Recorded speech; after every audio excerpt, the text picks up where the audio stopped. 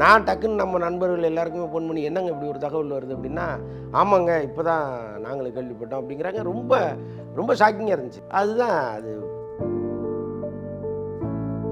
அவர் எப்படி இப்படி ஒரு முடிவு எடுத்தாருன்னு நமக்கு புரியவே இல்லை. ஆனால் நண்பர்கள் என்ன சொல்கிறாங்க அப்படின்னா, டிரைவரை இங்கேயே இருப்பா, நான் அதை வரேன் வாக்கிங் போயிட்டு வரேன்னு சொல்லிட்டு போயிருக்கிறாரு. அதுக்கப்புறம் தான் கீழே குதிச்சிருக்கிறார். டிரைவருக்கு தெரியல, யாரோ ஒருத்தர் கூவத்துலேருந்து குதிச்சிட்டாரு, ஒரு பெரியவர் குதிச்சிட்டாருன்னு எல்லாருமே ஒரு மாதிரி அறிகுறியாக பேசும்போது இவர் ஒரு வருஷமா ஹோட்டல்ல தங்கியிருக்காரு. அவருக்கும் அவரோட குடும்பம், ஐ மீன் அவங்க பசங்க, மருமகள்கள் இவங்க கூடலாம் அவரோட ரிலேஷன்ஷிப் எப்படி இருந்தது? எப்படி ஒரு வருஷம் தனியா இவர விட்டாங்க இருக்க? இல்லைங்க. அதாவது அவர் கோவிச்சிட்டு வந்துட்டாருன்னா அந்த கேள்விகளுக்கு இடம் உண்டு. அப்படி கிடையாது.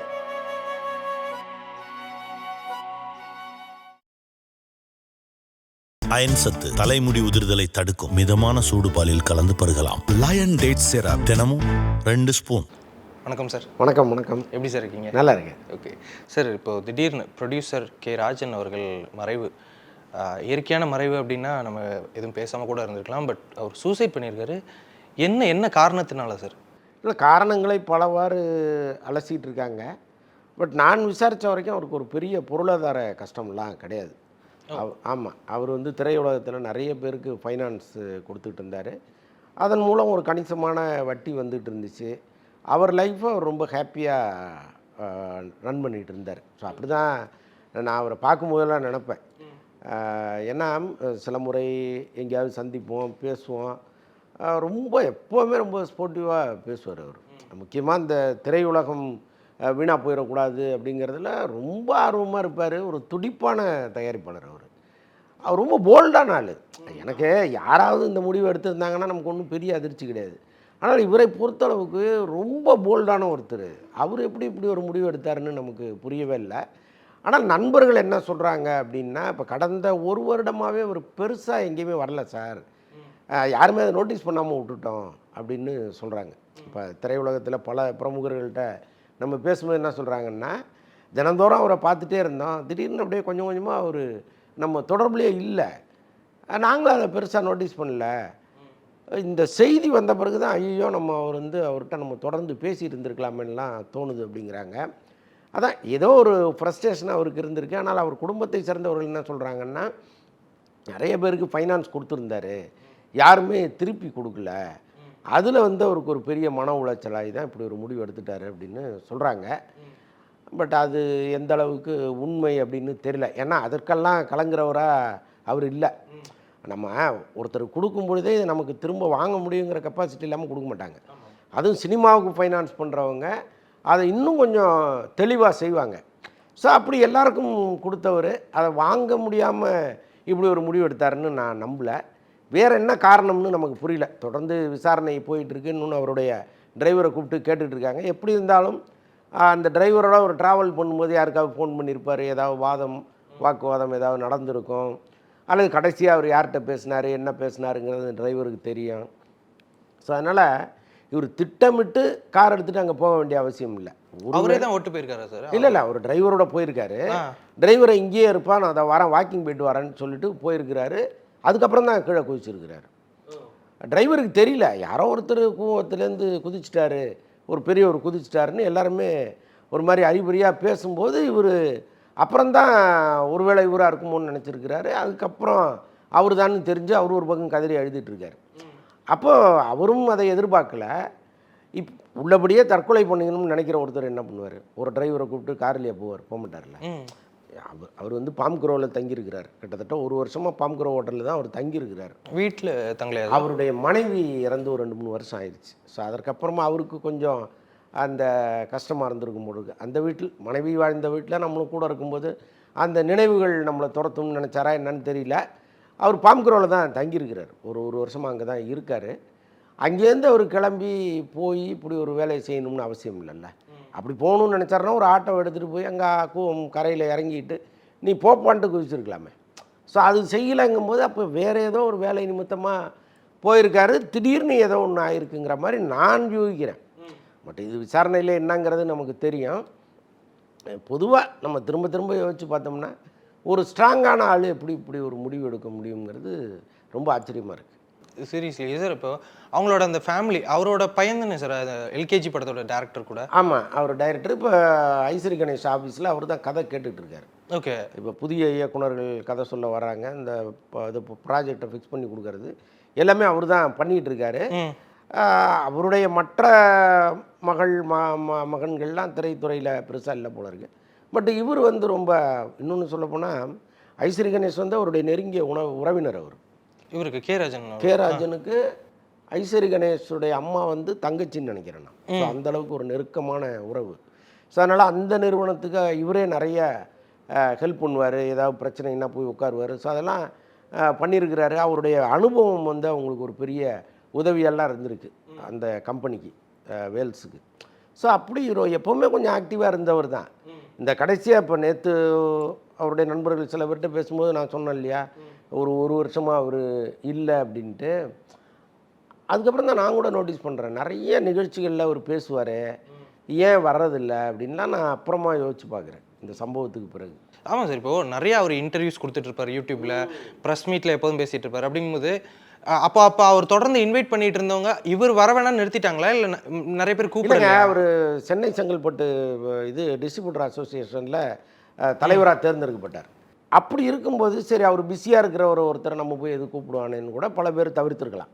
ஏன்னா இப்போ இந்த டிஸ்ட்ரிபியூட்டர் அசோசியேஷன் போது 24 மணி நேரம் பஞ்சாயத்து நடந்துகிட்டே இருக்கும். ஏதாவது ஒரு பிரச்சனை வரும், அடிதடி சண்டைன்னு பாட்டு போயிட்டுருக்கும். ஸோ அது மாதிரி அந்த சங்கங்களில் இருக்கிறவங்கள பெரும்பாலும் டிஸ்டர்ப் பண்ண மாட்டாங்க. ஒருவேளை அப்படி நினச்சி விட்டாங்களா என்னன்னு தெரியல. அதான் தனிமை ஒரு பெரிய பிரச்சனை.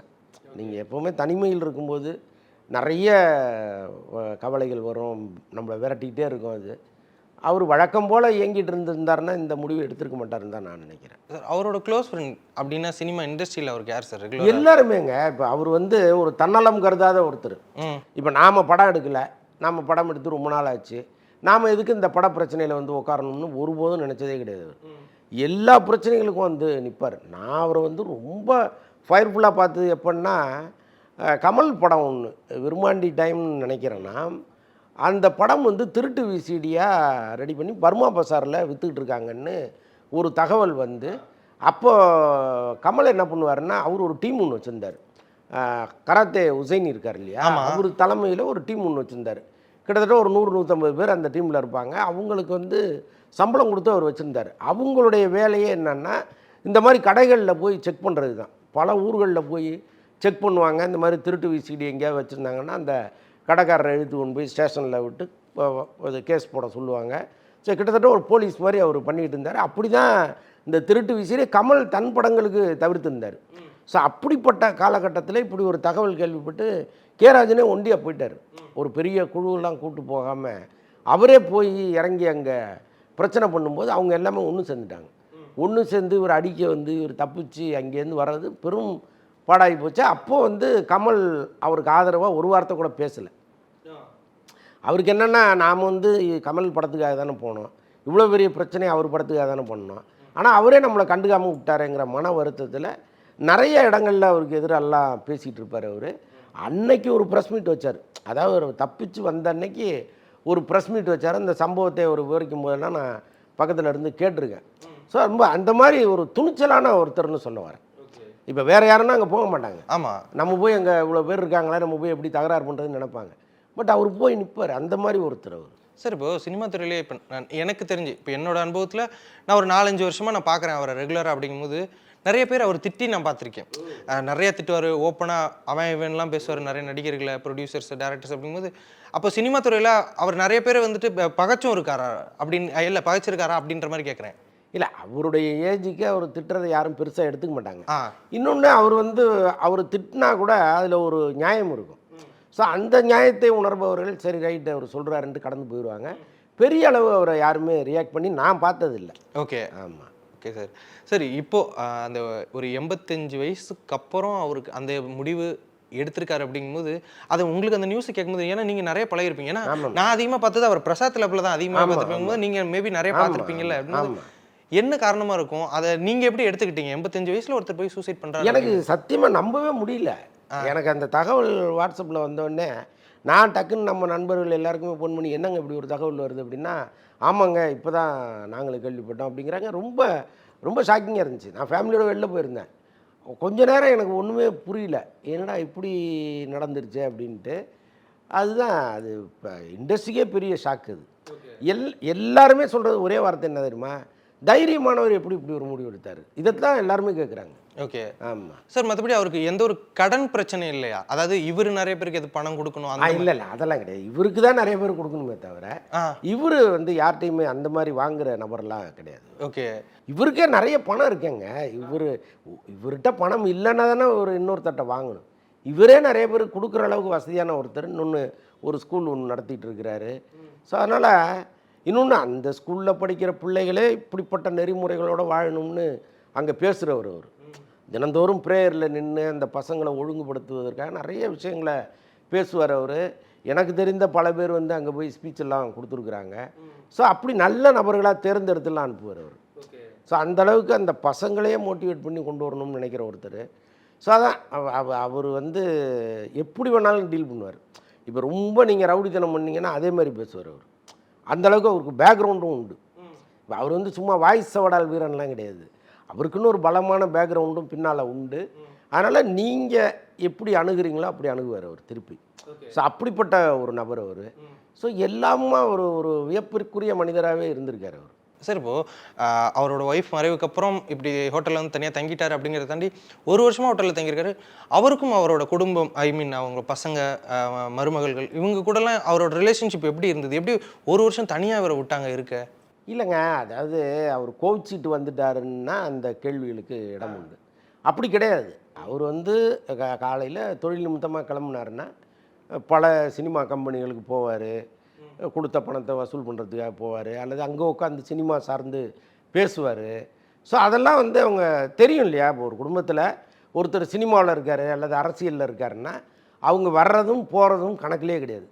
திடீர்னு மிட் நைட் வருவாங்க, 7 மணி எழுந்துச்சி போவாங்க, 2 நாள் வராமல் கூட இருப்பாங்க. ஸோ அதெல்லாம் அந்த குடும்பத்துக்கு பழகிருக்கும். ஸோ அப்படி இருக்கும்போது அதை கொஞ்சம் லைட்டராக எடுத்துருப்பாங்க, அவ்வளோதான். மற்றபடி வந்து அந்த குடும்பத்துக்கும் அதுக்கும் பெரிய விரிசல் இருக்குது அப்படின்லாம் நம்ம யோசிக்க கூட வேண்டாம்னு தான் நான் நினைக்கிறேன். சார் இப்போது இதை தாண்டி ஒரு 2 நாள் முன்னாடி கருப்பு படம் ரிலீஸ் ஆச்சு. ஒரு மிகப்பெரிய வரவேற்பு பெற்றுட்ருக்கு. நிறைய விமர்சனங்கள் வருது அப்படின்னாலும் பயங்கரமாக ஓடிட்டுருக்கு. பட் 14ஆம் தேதி ரிலீஸ் ஆக வேண்டிய படம் என்ன காரணம்னு தெரியல. பட் ஒரு நாள் ஃபுல்லாக இப்போன்னு சொல்லிட்டு கடைசி வரைக்கும் அந்த ஒரு நாளே ரிலீஸ் ஆகவே இல்லை.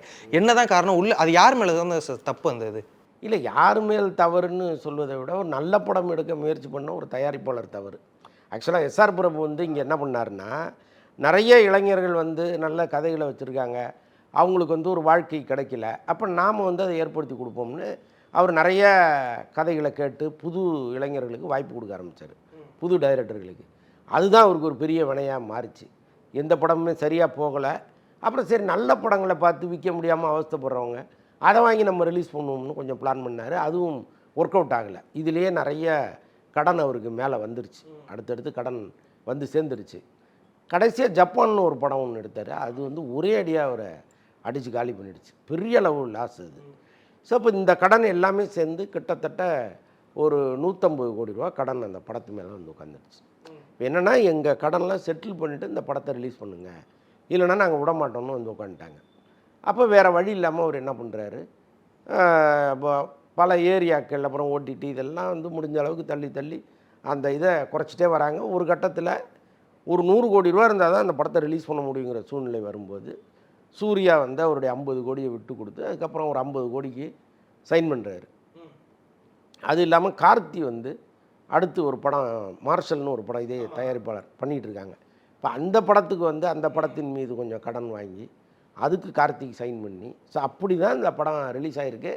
இன்றைக்கி ஒன்றும் கவலையே கிடையாது அவங்களுக்கு. இந்த படம் வந்து எல்லா கவலைகளையும் போக்கிருச்சு. மிகப்பெரிய வெற்றி படமாக மாறி இருக்கு. ஒரு பெரிய கலெக்ஷன் வரும்னு சொல்கிறாங்க. ஓகே சார், இப்போ நீங்கள் ஒரு விஷயம் சொல்கிறீங்க, அது கொஞ்சம் நேர்மையாக இருக்குது எஸ்ஆர் பிரகாஷ் அவங்க மேலே அப்படிங்கும்போது. பட் சோஷியல் மீடியாவில் அவர் அட்டாக் பண்ணிகிட்டு இருக்காங்க. இப்படி சொந்தக்காரங்க ப்ரொடக்ஷன்லேயே போய்ட்டு இப்படி நடிச்சிட்ருங்க, ஃபேன்ஸ் எங்களை நீங்கள் கைவிட்டுட்டீங்க அப்படின்னு சொல்லிட்டு தொடர்ந்து கார்த்தி அவர்கள் மேலேயும் சூர்யா அவர்கள் மேலேயும் விமர்சனம் வச்சுருக்காங்க. ஏன்னா தொடர்ந்து இவங்க அந்த ஸ்டூடியோ கிரீன் அந்த ட்ரீம் வாரியருக்குள்ளேயே சுற்றிட்டு இருக்க அந்த ஒரு விஷயத்தினால இதை நீங்கள் எப்படி பார்க்குறீங்க? இல்லைங்க, அது வந்து அது ஒவ்வொருத்தருடைய வசதியை. இப்போ சூர்யா வந்து இப்போ எஸ்ஆர் பிரபுக்கு ஒரு படம் பண்ணுறாருன்னு வைங்களேன். ஒருவேளை அந்த படம் வந்து சரியாக ஓடுது ஓடலை, இப்போ ஓடாமல் போச்சுன்னா என்ன பண்ணுவாங்க? வேற ஒரு தயாரிப்பாளராக இருந்தால் என்ன பண்ணுவாங்க? நேராக வீட்டில் வந்து உட்காந்து சார் உங்களால் படம் ஓடல, எனக்கு இவ்வளோ பணத்தை திருப்பி கொடுங்கன்னு உடனே டார்ச்சர் பண்ணுவாங்க.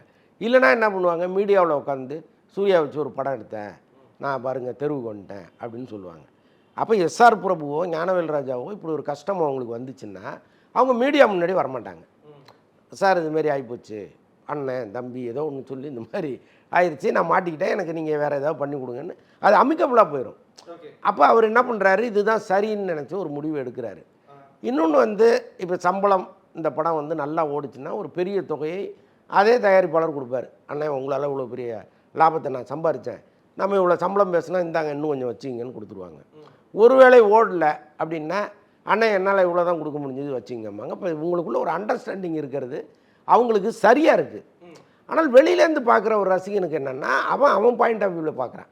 ஏன் தலைவரோட படம் வந்து இப்படி வீணாக போகுது, வரமாட்டேங்குது, எல்லாத்துக்கும் இவங்க தான் காரணம், இந்த கம்பெனியை விட்டு நீங்கள் வெளியில் வாங்க, ஏன் உங்களுக்கு படம் பண்ணுறீங்கன்னு ரொம்ப ஈஸியாக அவங்க அந்த கொஸ்டினை ரைஸ் பண்ண முடியும். ஆனால் உள்ளே இருக்கிற அவங்களுக்கு தான் அது ஃபேக்ட் என்னங்கிறது தெரியும், அதனுடைய நெளிவு சுழிவுகள் என்னங்கிறது தெரியும். ஸோ அதனால் விமர்சனங்களே அவங்களே பெருசாக கண்டுக்க மாட்டாங்க. ரசிகர்கள் அப்படி தான் சொல்லுவாங்க, அது சீரியஸாக எடுத்துக்கூடாதுன்னு போயிடுவாங்க. பட் சோஷியல் மீடியாவுடைய பலம் இருக்குல்ல, அது வந்து ஸ்ப்ரெட் ஆகிட்டே இருக்குது. இப்போ ஒரு கருத்தை எங்கேயோ ஒரு தியேட்டர் வாசல்லன்னு ஒரு 10 பேர் சொல்கிறான்னு வைங்க, அது அப்படியே ஸ்ப்ரெட் ஆகி லட்சமாகி கோடியாகி எல்லாரும் சேர்ந்து இந்த கேள்வியை சூர்யாவை நோக்கி கேட்குற அளவுக்கு மாறுது அது. அப்போ இதுதான் வந்து அவங்களுக்கு ஒரு பெரிய தர்ம சங்கடத்தை கொடுக்குது. இப்போ இந்த படம் ரிலீஸ் ஆகலை, ஒரு பெரிய போராட்டத்தை அங்கங்கே நம்ம பார்த்தோம். பல தியேட்டர் வாசல்லன்னு எஸ்ஆர் பிரபு ஒழிகன்னு கத்துனவங்களாம் நம்ம பார்த்தோம். இந்த இப்போ ஹிட் ஆகி போச்சு, எல்லோரும் ஒன்றாயிட்டாங்க. இப்போ அவங்க என்ன பண்ணுவாங்க சொல்லுங்கள். ஸோ அதனால் ரொம்ப அவசரப்பட்டு வார்த்தைகளை விடக்கூடாது. ஆனால் ஒரு ரசிகன் உணர்ச்சி வசப்படுவான், அதை ஒன்றும் பண்ண முடியாது இல்லை. ஓகே, இப்போ நீங்கள் சொன்னீங்களே சார், இப்போ 150 கோடி இருந்துச்சு, இப்போ அதை இந்த படத்து மேலே நம்பி தானே சார் அந்த 100 கோடி வந்திருக்கு. அப்படிங்கும்போது ஒரு படத்தை ஜட்ஜ் பண்ணும்போது எப்படி பண்ணுவாங்க, இது நான் 100 கோடியில் எடுக்கிறேன், இது ஒரு 200 கோடி வசூல் பண்ணிடுச்சுன்னா எனக்கு ஒரு லாபம் அப்படின்ற ஒரு கணக்கு இருக்கும்ல சார். இப்போ இந்த படத்துக்கு மேலேயே ஒரு 200 கோடி வந்துருச்சு, இது ஒரு பட்ஜெட் மாதிரி தானே. ஏன்னா 200 கோடி இந்த படத்துலேருந்து அங்கேருந்து வாங்கியிருக்காங்க, இங்கேருந்து இது பண்ணியிருக்காங்க, சூரிய எழுதி கொடுத்துருக்காங்க. இப்போ இது ஒரு 200 கோடி பட்ஜெட் படம் அப்படிங்கும்போது இதை மீட்டு எடுக்குமா இந்த கருப்பு படம்? இல்லை, நீங்கள் அப்படி பார்க்கக்கூடாது. என்னென்னா இப்போ இங்கே ஃபைனான்சியர்ஸ் வந்து வெவ்வேறு விதமாக கொடுத்த காசை வாங்குவாங்க. இப்போ எல்லாருமே இந்த படத்தின் வசூல் அல்லது வந்து இந்த படத்தை ரிலீஸ் பண்ணுறதுக்கு முன்னாடி எனக்கு இதை கொடுத்துட்டு பண்ணுன்னு ஒரேடியாக கட்டையை போட மாட்டாங்க. என்ன பண்ணுவாங்கன்னா, இந்த படத்தில் எனக்கு 50% கொடு, அடுத்த படத்தில் ஒரு 50% கொடு அப்படிம்பாங்க. அது எங்கே நடக்கும்னா, ஒருவர் வந்து தொடர் தோல்வி அடையும் போது நடக்காது.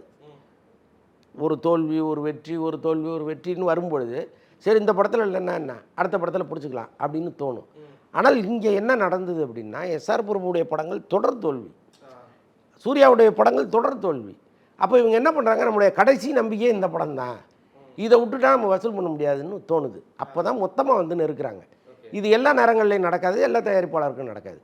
ஸோ அதனால் இதில் இருக்கிற பிரச்சனை இதுதான் எல்லா படத்துக்கும் வருமானா கிடையாது, அது வேறு. Okay okay sir. சார் நிறைய விஷயங்கள் பகிர்ந்துக்கிட்டீங்க.